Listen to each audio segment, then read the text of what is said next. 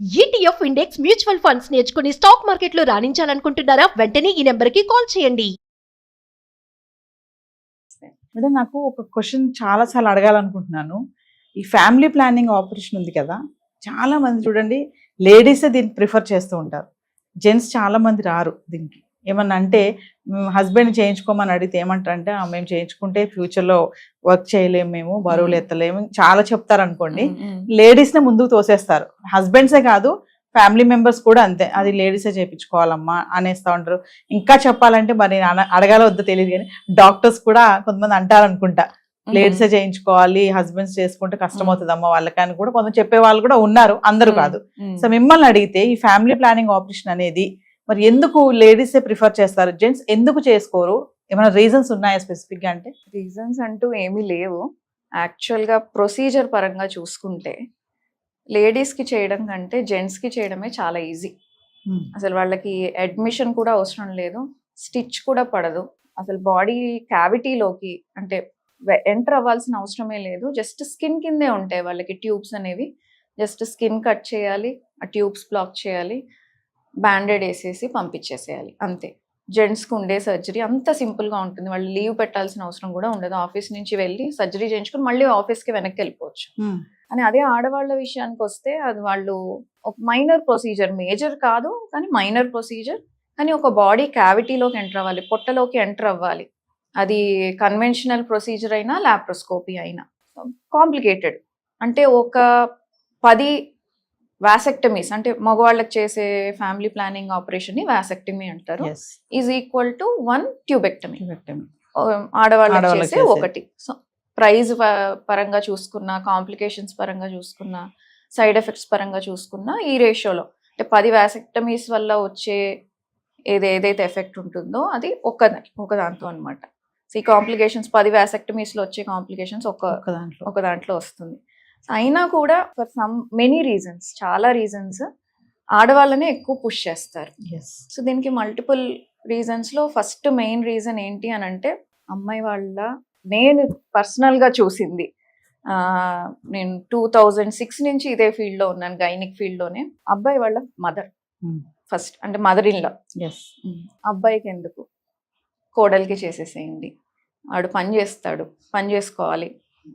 బరువులు ఎత్తేదంటే ఇది వరకు ఉండేది, ఇప్పుడు ఎక్కువ అంత బరువులు ఎత్తే పనులేం ఉండట్లేదు, కానీ బట్ స్టిల్ వాళ్ళ అబ్బాయి వాళ్ళకి ప్రెషియస్. ఎంతైనా కోడలు వేరే ఇంటి నుంచి వచ్చిన వాళ్ళు కదా. అత్తగారు చెప్తారు, ఇంకా చచ్చినట్టు కోడలు వినాల్సిందే.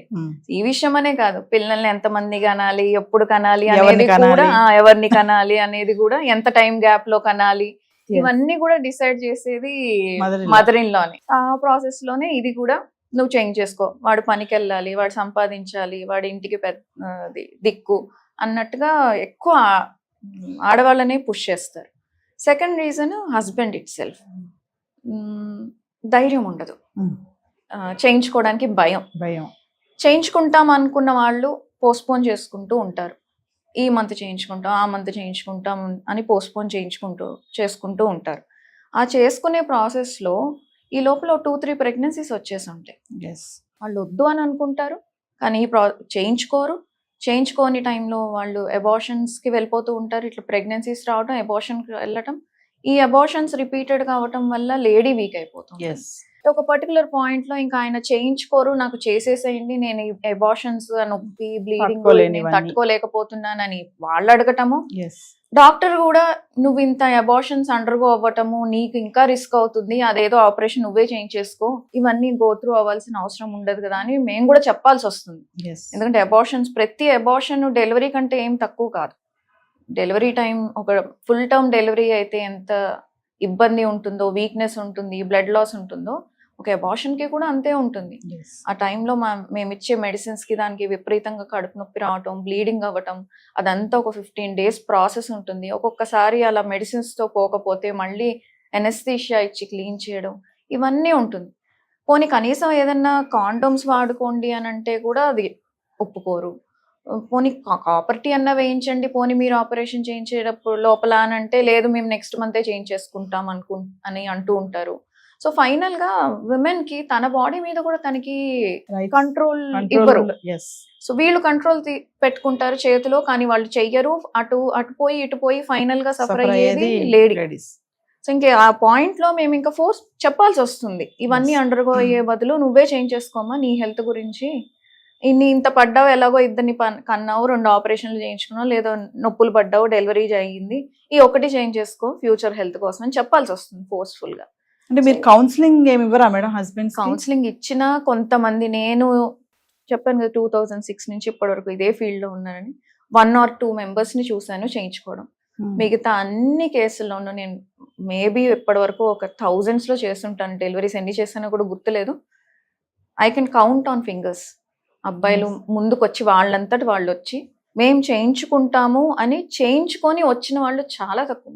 మేము అన్నీ చెప్తాం. ఫెయిల్యూర్స్ పరంగా కూడా చాలా తక్కువ వాసెక్టమీ వల్ల, ట్యూబెక్టమీతో కంటే. ట్యూబెక్టమీ ఫెయిల్ అయితే మళ్ళీ ఒక్కొక్కసారి ట్యూబ్స్ లో ప్రెగ్నెన్సీస్ రావటం, ఇవన్నీ కాంప్లికేషన్స్ ఉంటాయి. ఇవన్నీ ఎక్స్ప్లెయిన్ చేసిన తర్వాత కూడా మీకు సర్జరీ సక్సెస్ అయిందని కూడా మీరు తెలుసుకోవచ్చు. ఒక 3 నెలల తర్వాత సెమెన్ టెస్ట్ చేసుకొని అందులో 0 కౌంట్ వచ్చింది అని అంటే మీకు సర్జరీ సక్సెస్ అయిందని కన్ఫర్మ్ అయిపోతుంది. ఆడవాళ్ళకి అలా కన్ఫర్మ్ చేయడానికి కూడా అవ్వదు అని ఎన్ని రకాలుగా చెప్పినా, ఇది ఇంత చాలా simple technique, no scalpel technique అంటారు. అంటే అసలు కట్ అనేది ఎంత చిన్నగా ఉంటుందంటే, ఇమాజిన్ ఒక బ్యాండెడ్ వేసి పంపించేయచ్చు అని చెప్పి ఇంత కౌన్సిలింగ్ ఇచ్చినా కూడా ఆ పాయింట్ ఆఫ్ టైంలో ఓకే అని అంటారు. కానీ మళ్ళీ ఒక 1-2 monthsకి మళ్ళీ వైఫ్ ప్రెగ్నెన్సీతో రావటం, అబార్షన్స్ అడగటం, ఇవన్నీ జరిగి ఇంకొక peak point, breaking point reach అయ్యి ఇంకా చివరికి ఇంకా మేమే చెప్పాల్సి వస్తుంది, ఇంకా చేంజ్ చేసుకోండి అమ్మా మీరు అని. మీరు ఇందాక ఒక మాట అన్నారు కదా మేడం, మగవాళ్ళు భయపడతారని చెప్పేసి. నాకు ఇక్కడ ఒక క్వశ్చన్ ఎరైజ్ అవుతుంది. అంటే భయమా, లేదంటే ఇప్పుడు ఈ ఫ్యామిలీ ప్లానింగ్ ఆపరేషన్ కానీ చేయించుకుంటే మగతనం అనేది, అంటే మేము సెక్స్ లో పార్టిసిపేట్ చేయలే, ఆ ఫీలింగ్ అంటారా, భయం అంటారా? రెండు ఉన్నాయి. ఇది వరకు సెక్స్ చేసే కెపాసిటీ తగ్గిపోతుంది అనే అపోహ చాలా ఉండేది. అది ఇప్పటికీ ఉంది. చేయించుకున్న వాళ్ళు, వాళ్ళ కొలీగ్స్ ఎవరన్నా చెప్పినా అది యాక్సెప్ట్ చేసే సిచ్యువేషన్ లో కూడా వాళ్ళు ఉండరు. సో ఆ భయము ఒకటి ఉంది, ప్రొసీజర్ అండర్గో అవ్వటం అనేది ఒక భయము ఉంది, ప్లస్ ఈ అపోహ కూడా ఉంది. సో ఈ అపోహ అనేది ఇప్పుడు కొంచెం తగ్గింది, దానికి దీనికి సంబంధం లేదు అనేది తగ్గింది. భయం మాత్రం ఇంకా అలాగే ఉంది. ఇంకేమన్నా వాళ్ళకి ఇంకేమన్నా అపోహలు ఉన్నా వాళ్ళు బయటకి అంత తొందరగా రారు. దానికి తోడు ఫ్యామిలీ కూడా ఎందుకు నువ్వు ఇంత ఇబ్బంది పడ్డం ఎందుకు, తను చేంజ్ చేసుకుంటుంది అని మదర్ అనటము, ఈ లోపల మదర్ ఇన్ లా కూడా, అంటే అమ్మాయి తల్లిదండ్రులు ఈమె బాధ చూడలేక ఎందుకోమ్మా నువ్వే చేంజ్ చేసుకో అని వీళ్ళు అనటం వల్ల at the end of the day most of the times అమ్మాయిలే చేయించుకోవాల్సి వస్తుంది. వీళ్ళు చేయించుకుంటే వాసెక్టమీ వీళ్ళకి ఏమైనా హెల్త్ ఇష్యూస్ వస్తాయా మేడం? ఏమీ ఉండవు. ఏమన్నా ఉంటే ఆ ప్రొసీజర్ చేసిన దగ్గర ఏదన్నా వస్తే, మామూలుగా ఎలా అయితే స్కిన్ ఇన్ఫెక్షన్స్ వస్తాయో ఇన్ఫెక్షన్స్ వస్తే రావచ్చు.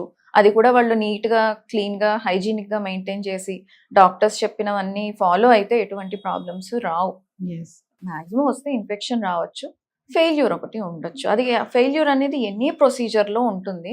అది అందుకని 3 months వెయిట్ చేయాలి. 3 months తర్వాత చెక్ చేసుకొని కన్ఫర్మ్ అయిన తర్వాత అప్పుడు అది సక్సెస్ అయింది అని అనుకున్న తర్వాత ఇంకా ప్రాబ్లం లేదు. సో సర్జరీ అయిన తర్వాత కూడా 3 months వరకు కన్సీవ్ అయ్యే ఛాన్సెస్ ఉంటుంది, ఎందుకంటే స్పర్మ్స్ ఇంకా రిలీజ్ బయటకు వస్తూనే ఉంటాయి అనమాట.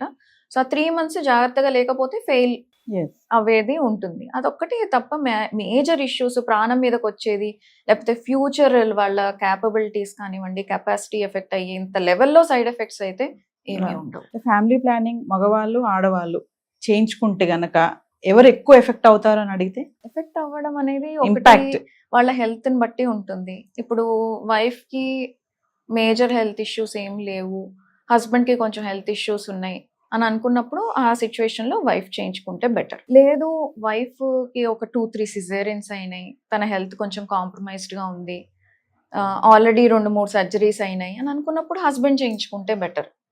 ఇలా డిఫరెన్షియేషన్ ఏం లేదు. ఆ పర్టికులర్ కపుల్కి ఎవరికైతే తక్కువ రిస్క్ ఫ్యాక్టర్స్ ఉన్నాయో వాళ్ళు చేయించుకుంటే ఇద్దరూ హెల్తీగా ఉంటారు. ఒక ఫ్యామిలీ స్మూత్గా రన్ అవ్వాలంటే వైఫ్ అండ్ హస్బెండ్ ఇద్దరూ హెల్తీగా ఉండాలి.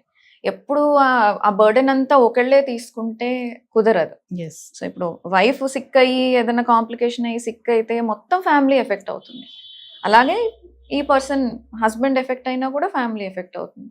సో వాళ్ళు చూసుకొని ఎవరికి చేసుకుంటే తక్కువ కాంప్లికేషన్స్ వస్తాయి అనేది తెలుసుకొని వాళ్ళు చేయించుకుంటే బెటర్. అంటే అన్ని బాగుంటే మగవాళ్ళు చేయించుకోవచ్చు. చేయించుకోవచ్చు, అదే Yes. ఈజీ, అదే సింపుల్. పర్సనల్ గా డాక్టర్స్ అందరూ కూడా చెప్పేది మగవాళ్ళనే చేయించుకోమని, కానీ ప్రాక్టికల్ గా మాత్రం అది జరగట్లేదు. సో ఫైనల్లీ మీరు ఏమైనా చెప్తారా మేడం యూఎస్ కంటే ఉంటారు ఇంకా చాలా మంది అలా మీరు అన్నారు మదర్ ఇల్లాస్ ఉంటారు, మదర్ ఇల్లాసే కాదు ఇటు అమ్మాయి తరఫు వాళ్ళు కూడా ఉంటారు, ఉంటారు. వద్దులే అమ్మ అబ్బాయి ఎందుకులే నువ్వు చేయించేసుకో, అబ్బాయితో అవ్వదు అని. మీరు ఇందాక అన్నట్టే అబ్బాయి కూడా ఉద్యోగం చేయాలి కష్టపడతాడు కదా అని, అంటే తెలుసు అంటారో తెలియదు కానీ అమ్మాయి పైన తోసేస్తారు. సో ఫైనల్లీ మీరు వ్యూవర్స్ కి ఏమైనా చెప్తారా? యూఎస్ కంటే నేను చెప్పేది ఒకటే, ప్రొసీజర్ ఎవరికైనా ప్రొసీజరే, అది అమ్మాయిలకైనా అబ్బాయిలకైనా. ఏదైనా ఒక వైఫ్ అండ్ హస్బెండ్ అనేది ఒక టీమ్ లాగా ఇద్దరు ఒకళ్ళనొకళ్ళు సపోర్ట్ చేసుకుంటూ ఎవరికి అంటే ఏది చేస్తే ఇద్దరికి మంచి జరుగుతుంది అని అనుకున్నట్టు చేసుకుంటే సంసారం అనేది ముందుకి స్మూత్ గా వెళ్తుంది. అది ఫైనాన్షియల్ గా అయినా హెల్త్ పరంగా అయినా ఇట్లాంటి ప్రొసీజర్స్ అయినా ఏదైనా ఇద్దరు ఒక అండర్స్టాండింగ్ కి వచ్చి ఇది నువ్వు చేస్తే మనకి ఫ్యామిలీకి మంచిది, ఇది నేను చేస్తే మనకి ఫ్యామిలీకి మంచిది అని ఎప్పుడైతే ఆ డిస్కషన్స్ వచ్చి పేరెంట్స్ ని అవసరమైనప్పుడే ఇన్వాల్వ్ చేసి వీళ్ళు స్టెప్స్ తీసుకుంటే ఫ్యామిలీ అనేది స్మూత్ గా వెళ్తుంది. పిల్లలు కూడా ఇదే నేర్చుకుంటారు, పిల్లలకి కూడా మంచిది. ఎందుకంటే ఇద్దరు హెల్తీగా ఉన్నప్పుడే ఫ్యామిలీ బాగుంటుంది. సో ఇప్పుడు మగవాళ్ళు ఇది చేయించుకున్నప్పుడు వీళ్ళు కూడా చూస్తారు, నాన్నకి ఇంత ధైర్యం ఉంది, మా నాన్న ఇది చేయించుకున్నారు అనేది ఒక ఎగ్జాంపుల్ సెట్ చేసినట్టు అవుతుంది. సో ఇది చేసుకోవడం కరెక్టే, మగవాళ్ళు కూడా చేసుకోవచ్చు అనేది వీళ్ళు తెలుసుకుంటారు. అండ్ కాంప్లికేషన్స్ తక్కువ ఉంటాయి కాబట్టి ఫ్యామిలీ మీద కూడా ఇంపాక్ట్ పడుతుంది. మీకు ఏదైనా డౌట్ ఉన్నప్పుడు ఓపెన్గా అంటే ఫ్రెండ్స్నో లేకపోతే రిలేటివ్స్నో అడిగి తెలుసుకునే కంట డైరెక్ట్ ఫస్ట్ హ్యాండ్ ఇన్ఫర్మేషన్ మీకు ఎవరైతే సర్జరీ చేస్తారో వాళ్ళని అడిగి తెలుసుకుంటే మీకు కరెక్ట్ ఇన్ఫర్మేషన్ దొరుకుతుంది. చాలా మటుకు చేసేది ఏంటంటే వాళ్ళని వీళ్ళని అడిగి హాఫ్ నాలెడ్జ్ తోటి డెసిషన్ తీసుకుంటారు, ఆల్మోస్ట్ అది తప్పుడు డెసిషనే ఉంటుంది.